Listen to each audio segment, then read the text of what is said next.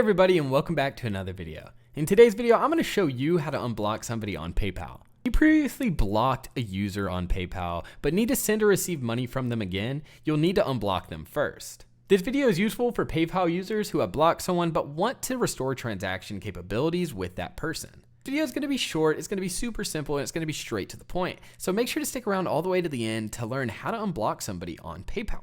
So first things first is you're going to want to locate the PayPal app. Now, once you do that, you can just scroll through your apps on your homepage. You can scroll down, look it up. However you do that, just find the PayPal app, click on it, load it up. Now, once that is done, you're going to want to click on your profile picture in the top right corner.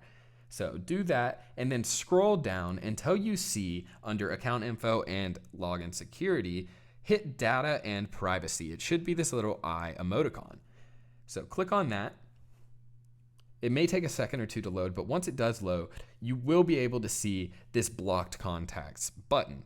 So I'm going to click on that. And since I don't have anybody blocked on PayPal, there will be nobody here. But if you do, they will pop up and you can unblock them very easily. And that's really all there is with the tutorial. But here's some important tips you can take home with you. Tip number one is once someone's unblocked, you can send and receive money from that user once again. My second tip is if you're unblocking someone due to a dispute, consider reviewing the transaction history first. My third and final tip for this video is if you continue having issues with the user, report them to PayPal instead of just blocking them and unblocking them. And that's all I have for this tutorial and this video. If you did find this video helpful, please be sure to drop a like and also be sure to share this tutorial with a family member, a friend, or anyone you think that this will be helpful to.